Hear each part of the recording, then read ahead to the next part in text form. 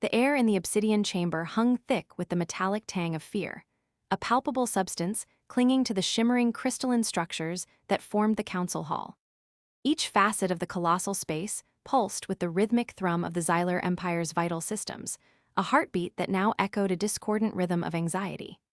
Elder Viharak, his iridescent carapace reflecting the flickering projections of the void, fixed his multifaceted gaze upon the central display.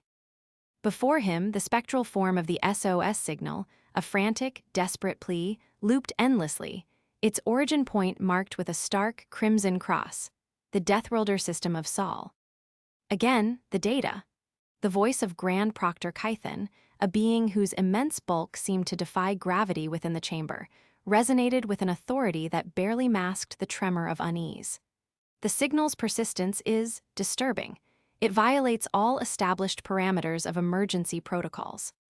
Across the chamber, the council members shifted, their chitinous exoskeletons scraping against the polished floor, a sound that amplified the tension. The Deathworlders. The name itself was a whisper, a curse, a label whispered in hushed tones across the galaxies. They were the apex predators of a planet consumed by perpetual conflict, a species forged in the fires of survival. Their primitive technology, a source of both amusement and contempt for the Xylar, had shown glimpses of an unsettling tenacity, a stubborn refusal to succumb to the harsh realities of their existence. Now, they were broadcasting a plea for help. Viharak cleared his throat, his mandibles clicking. The urgency of the signal is undeniable. The energy signature indicates a vessel of significant size. He paused, allowing the implications to sink into the collective consciousness of the council. And, if the source is confirmed, of unknown capabilities. Unknown and potentially dangerous. The Counselor Aril, a veteran of countless diplomatic skirmishes, interjected, her voice sharp. We know their history, violence is the common thread. Her optics flickered, betraying the unease that mirrored Viharak's own concern. Why offer assistance? It is not our problem. The chamber erupted in a cacophony of overlapping arguments, each counselor voicing their anxieties and prejudices. Some advocated for complete isolation, citing the inherent risks of engaging with a species defined by its brutal history. Others argued for cautious observation, a chance to gather more information, to understand the motivations behind the unexpected plea. And then there were the pragmatists, those who saw potential in the chaos, who believed the Deathworlders, in their desperate hour, could be manipulated, controlled. The whispers of fear mingled with the calculations of ambition, all against the backdrop of the insistent SOS. Viharak raised a segmented arm, silencing the uproar. Silence, we must proceed with logic, not emotion. The Council's decision must weigh the potential benefits against the undeniable risks. We are guardians of the Xylar Empire, not reckless gamblers. He gestured to the central display, the spectral representation of the signal. Let us revisit the data, analyze the signal's origin, and dissect the vessel's estimated capabilities. We will determine if the potential cost outweighs the benefit. The analysis began. Hours stretched into cycles, marked only by the shifting light patterns of the chamber and the relentless calculations of the central intelligence. The sensor readings were examined, the signal parameters dissected, the estimated trajectory of the Deathworlder vessel, the one that issued the signal, meticulously plotted. Each piece of information, carefully scrutinized, revealed more about the strange reality that they faced, the species that humanity represented, and the nature of their plea. The consensus was that the ship was indeed heading to an abandoned, ancient Xylar research station, one of their old, forgotten outposts on the edge of the galactic frontier. It was once a place of deep scientific endeavor, dedicated to the study of a rare stellar phenomenon. After its closure, it had been forgotten. The Deathworlders were not seeking aid in the traditional sense. They were seeking something else. The tension in the chamber intensified as the nature of the request became clear. This was not a cry for help, but a calculated act. The Deathworlders were not seeking rescue, they were attempting to acquire something. What do they seek? The Proctor Kython's voice was now a growl. Are they aware of the nature of the station? What do they hope to gain from the ancient technology located within? The projections flickered again, displaying simulations of the Deathworlder ship's arrival, its potential engagement with the station's security systems, and possible methods of operation. It was a vessel unlike anything the Xyler had encountered. It was sleek, angular, and imbued wit. A strange, dark power that seemed to defy the known laws of physics. Viharek studied the schematics of the Deathworlder vessel, a vessel christened the Hope. He saw a vessel built not for finesse, but for raw power, for brutal efficiency. He detected a profound lack of regard for the aesthetics of space travel. Instead, it was clearly created with a single purpose, and that purpose was now headed to an isolated, abandoned station. He felt a chill run down his spine. "We have a very grave decision to make," he announced, his voice echoing in the silence. "Do we respond? Do we allow the Deathworlders to access the station? Do we initiate a preemptive strike?" The counselors again erupted into heated debate. The stakes were higher now. They could not afford a mistake. "Perhaps we let them arrive. We could simply watch and learn from a safe distance," suggested Counselor Aril. "We could study the ship, the crew, their motives. Knowledge is power." "A dangerous gambit," countered another counselor. "They could be a threat to the Empire. They could become a source of unrest. They could become a catalyst for a war we are ill-prepared for." "The station has been dormant for cycles. Its defenses are nominal." Viharek considered the implications. A preemptive strike would be costly, and the ramifications far-reaching. He turned to the Central Intelligence, its crystalline core gleaming in the dim light. "Run a simulation. Scenario 1, we remain neutral, observing their activities. Scenario 2, we engage in a limited, non-lethal intervention, preventing their access. Scenario 3, a full-scale assault." The chamber fell silent again, the collective focus centered on the rapid calculations of the Central Intelligence. The Xyler were an ancient race, their history etched in the very fabric of the cosmos, but they had never faced a threat quite like this. Their advanced technology, their extensive understanding of the universe, now felt inadequate. The simulations ran, displaying countless potential outcomes, each more unsettling than the last. The Central Intelligence presented a disturbing conclusion. There was no foolproof method of predicting the actions of the Deathworlders. They were inherently unpredictable. Their potential for destruction could be enormous, as could be the potential for advancement. Viharek took a deep breath, the metallic scent of fear intensifying. "The risks associated with inaction are too great. The simulations show a high probability of unforeseen consequences if we allow the Deathworlders unfettered access to the station." He paused, his gaze sweeping across the tense counselors. "We cannot risk it. So we strike first." Viharek shook his head. No, intervention is the only option. He knew that a decisive strike would be a grave misstep. He could not make it easy for the Deathworlders to respond in kind. "We must make a show of force enough to deter them. However, we cannot let them believe that we are truly hostile. We have to make it seem as though we are there for the sole purpose of assisting them. We can use a remote ship, controlled from a safe distance." He made up his mind. "We initiate a controlled containment protocol. We will secure the station, ensuring that the Deathworlders do not gain access. But we will make it appear as though we are responding to their distress signal."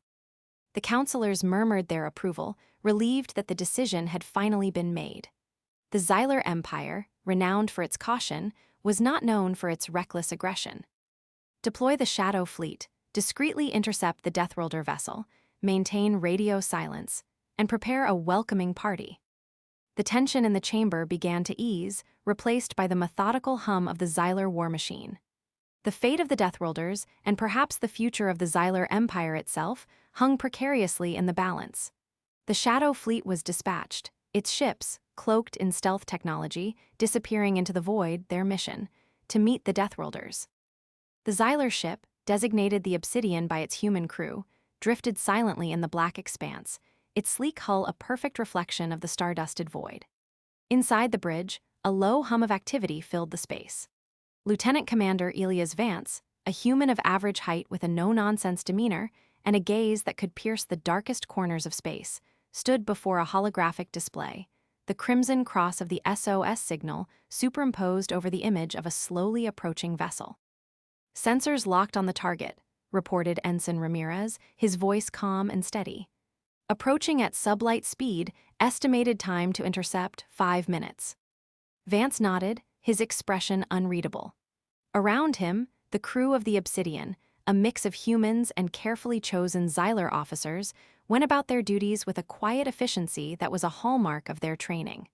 The Xylar officers were a testament to the lowly budding alliance between the two races. The Xylar, initially wary of the Deathworlders, were beginning to understand the value of their unique brand of pragmatism.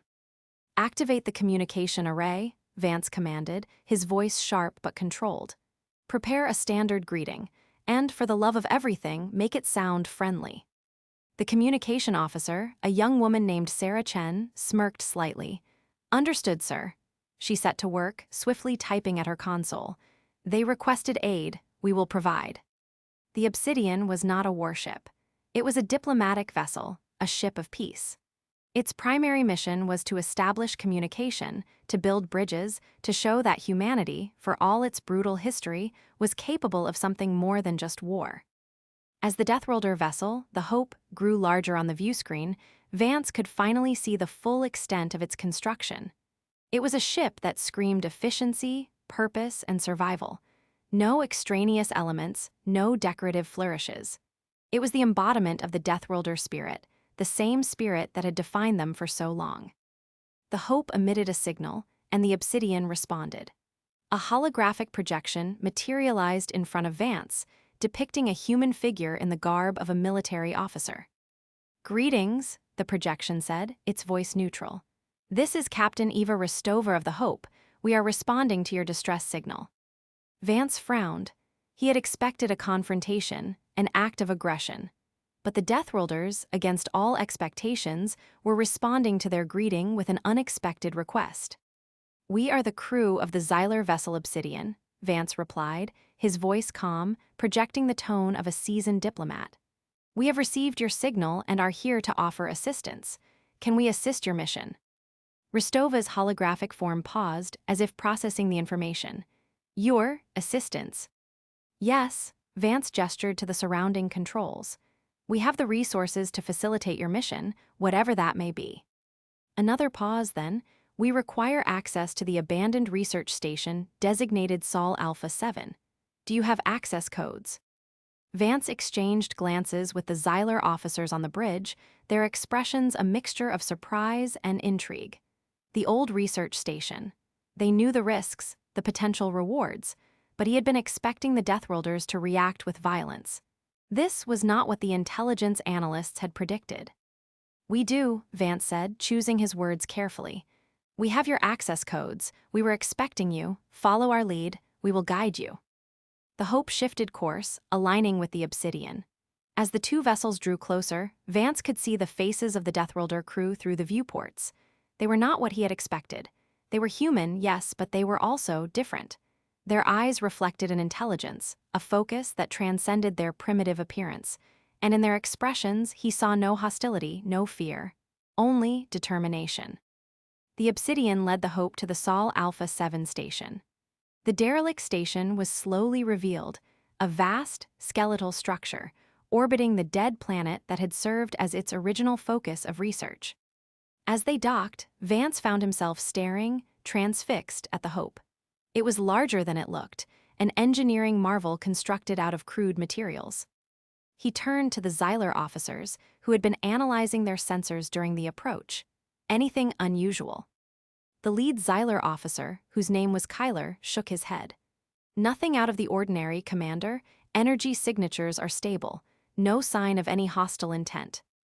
Vance paused, considering the situation. The Deathworlders were not attacking, they were not aggressive, and they were not being sneaky. This was not what he had planned for. He had been preparing for war, and now he wasn't sure what to do.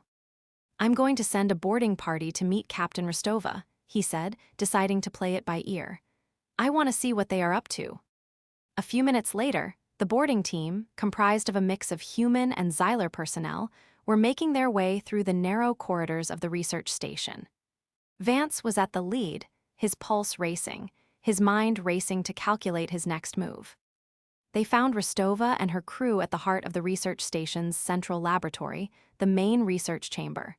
She was studying the instruments, the equipment, with an air of intense focus. She was not a warrior. She was a scientist, a researcher, and she was clearly fascinated by the ancient, abandoned technology. "Captain Rostova," Vance said, his voice echoing in the deserted chamber.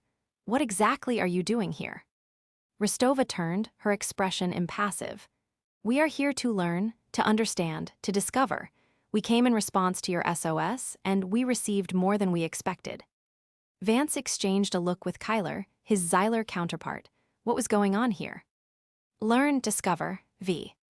Ance paused. "What is the purpose of this research?" Rostova hesitated, as if struggling to formulate the right words. "This station was originally constructed for the study of a particular phenomenon, an anomaly. We believe this anomaly holds the key to the future of our species." Vance tilted his head, intrigued. "The future, how?" Rostova gestured to a complex array of instruments, a device of unknown design. "We believe this device can provide a source of energy, unlimited energy. The technology could redefine the future for all of us." The Xyler officers on the boarding party stirred, their eyes widening. The Xyler had learned to exist in harmony, not through constant war, not through unending aggression, but through the accumulation of wisdom. "And you think that you can control this energy?" Kyler asked, his voice filled with skepticism. The Xyler were masters of the universe, but they also knew the dangers of unchecked power. Rostova's gaze was steely. "We have no intention of weaponizing this power. Our goal is to use it to unite, to overcome the challenges that face us. The stars beckon, but there are certain problems that need to be addressed." Vance looked from Rostova to the device and back again. He didn't know whether to trust her, but he knew that something in the woman's eyes showed the truth. It could be a trick, but it could be the way forward. He had to be careful. "So," Vance said, his voice calm, "you are offering us an alliance, an exchange of knowledge." Rostova nodded, a glimmer of something akin to hope in her eyes. "We have studied your culture, your history, we have seen your potential, and we believe that together we can achieve far more than we can apart." Vance paused, thinking. He knew the risks. He knew the potential rewards. But he also knew that, at this point, he had no other option. "Then we accept," Vance said. "We will join you, we will work together, for the future." The tension in the air dissolved, replaced by a sense of cautious optimism. The Xyler officers exchanged glances, a slow nod of approval. A new alliance was forming, a bridge between two vastly different races. But as the scientists from both races set to work, analyzing the device, Vance realized that they were both missing something. There was one piece of data, one piece of information that no one had considered. They had been looking at the energy the device produced, the potential for that energy, but they hadn't considered where it had been before the station was built. They had forgotten to look up. The Xyler Empire, from the perspective of the Shadow Fleet, had been watching. The Council, assembled in the Obsidian Chamber, observed the unfolding events with a mixture of fascination and growing unease. The Deathworlders, the ones the Empire had feared for so long, had proven to be surprisingly cooperative. The news of the alliance, of the shared research, had sent ripples of both relief and trepidation through the Xyler ranks. The Council, once divided, was now grappling with a new, unexpected reality, a shared future with the species they had once deemed a threat. Viharak, his iridescent carapace glowing in the dimmed chamber, gazed upon the holographic projections of the Sol Alpha 7 station. The scientists worked tirelessly, their movements a blur of activity. Human and Xyler, side by side, striving towards a common goal. "This cooperation is unprecedented," Counselor Aril observed, her voice barely a whisper. "The Deathworlders, they are not what we expected. They are reasonable." "Perhaps," Grand Proctor Kythan said, his voice heavy with doubt. "But we must not let our guard down. The potential for betrayal remains." The simulations, rerun with the new data from the Obsidian, now predicted a much wider range of possible outcomes. The Deathworlders were still unpredictable, but the level of cooperation was promising. "This alliance could be beneficial," Viharak said cautiously. "We have much to learn from the Deathworlders and they from us. Their tenacity, their resourcefulness, their logic, these traits are the essence of a civilization that has faced constant challenge. Perhaps we have been too cautious. too focused on the potential dangers. The council murmured in agreement. Their views were changing slowly. They were beginning to see humanity not as a threat, but as an opportunity. Then, one of the officers monitoring the station let out a startled gasp. On the bridge of the Shadow flagship, the room was filled with static noise, but in the center, a series of lights blinked in a frantic display. "Commander," the officer said, his voice trembling, "we are receiving a distress signal." Viharek straightened, his attention immediately focused. "From where?" "The station, Sol Alpha 7. They are emitting a plea for aid." The projections immediately shifted, showing images of chaos. The Deathworlders and the Xyler scientists were in a state of panic, running in all directions. Something had gone wrong. "What is happening?" demanded Viharek. The officer pointed to a specific point on the display. "The device, it is experiencing a critical malfunction. It is overloading. We don't know why, but we have identified the source." The projections shifted again, focusing on a single point. It was a signal, a wave that had begun far away, traveling through the vastness of space. "Where is it coming from?" Viharek asked, his voice now a controlled whisper. The officer, a young Xyler, swallowed. "It is from the stars, it is of ancient origin, and it is speaking to the device, from beyond the galactic borders." Viharek felt a jolt of shock, a wave of cold dread. The device, the energy source, the future, it was all connected to something far greater, something far more sinister. It was a signal that called for the end. "Can you decode the message?" The officer, his carapace shimmering with fear, nodded. "We are trying, sir, but the signal is complex. It is a language we have never encountered before. We may need the Deathworlders." Viharek exchanged a look with the other counselors. The situation was escalating exponentially. The stakes had been raised. The enemy was far more vast than they had imagined. "Deploy all available resources," Viharek ordered. "Send all ships. We must get to the source, and we must find out who is behind this signal." The council chamber transformed into a hive of activity. The Xyler Empire, ready to defend itself, now faced a challenge of cosmic proportions. The signal, the plea for aid, was no longer a matter of the Deathworlders. It was about survival. As the ships of the Xyler Empire poured out into space, they were not alone. From the station, the Obsidian and the Hope joined the fleet, the Deathworlders and the Xyler working side by side.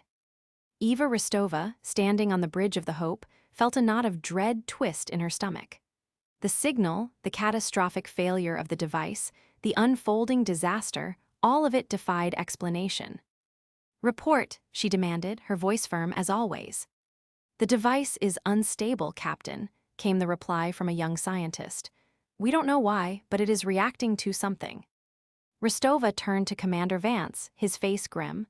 "What do you make of this?" Vance shook his head. "I have no idea, but I will trust the Xyler to do what they can." Together, the crew of the Hope and the Obsidian began to work with the Xyler to try to understand the message. It was a race against time, a battle for survival. As they deciphered the message, the full scale of the danger became clear. The signal was not a random transmission. It was a beckoning, a call for a power source. It was a cosmic entity that was reaching out across the void, seeking a new source of energy. And Sol Alpha 7 was the beacon.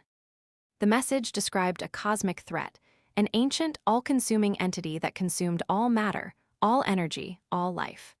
The entity, known as the Null, had existed for eons, slowly consuming galaxies, slowly growing in power.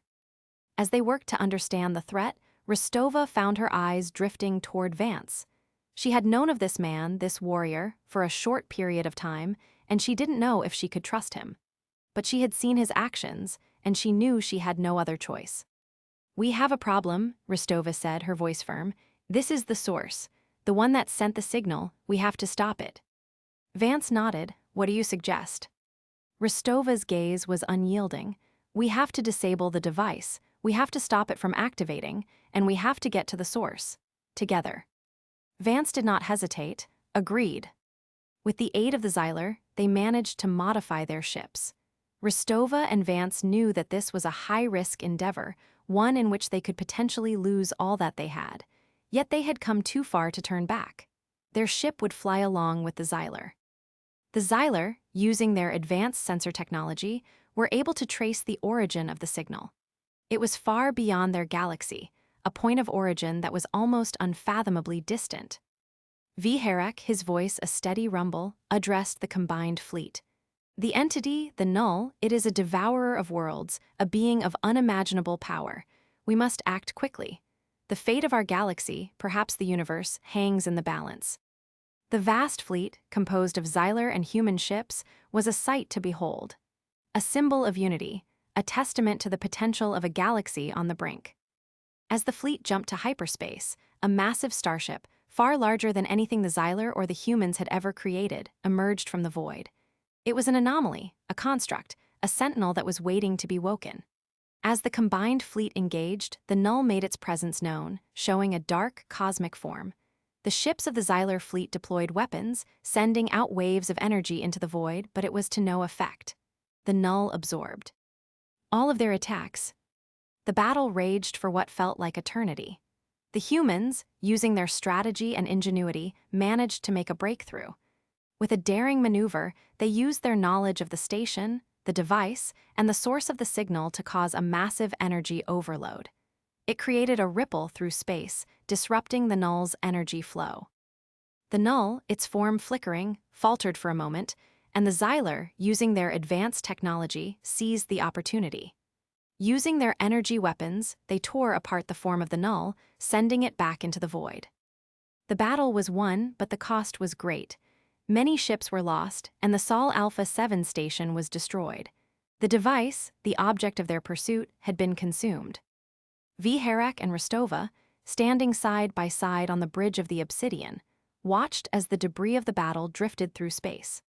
"We have won," Viharek said, his voice quiet, "but at what price?" Rostova nodded, her eyes reflecting the coldness of space. "We have faced the abyss, and we have survived." As the ships jumped back to Xyler space, there was a shift in the nature of the alliance. The Xyler and the humans, now bonded by their shared experience, had forged a stronger bond, a mutual respect that would become the foundation for a new era in the galaxy. The Xyler Empire, once wary of the Deathworlders, now saw them for what they truly were. Not a threat, but a vital element in the fabric of the universe, a bulwark against the darkness. They were not just a species of warriors, they were survivors, thinkers, and innovators, willing to risk everything for the sake of the future. But the final twist came with the retrieval of data from the wrecked station. The analysis revealed a deeper, more unsettling truth about the signal, the Null, and the ancient megastructure. As the data came to light, it became clear the Null was not the only threat. It was merely a pawn, a weapon controlled by something else. The true threat was far more ancient, far more insidious, and far beyond the borders of the galaxy. The device itself, the one that had failed, had been a key to unlocking the power of the gateway.